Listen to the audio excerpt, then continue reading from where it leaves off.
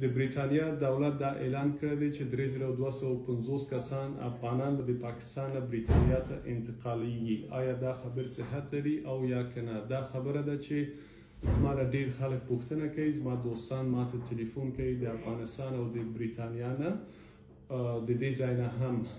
بله هو دا خبر صحت لري، اما دا څوک دي؟ دا 3250 نفره چې تخمین شوي دي دا هغه کسان دي چې مخکې دوی د ایراب او د ACRS د پروګرامونو په اساس باندې د دوی ویزې منظور شوي دي او دا خلک فعلا په بریتانیا په پاکستان کې منتظر دي چې دوی باید دلته انتقال شوي وای.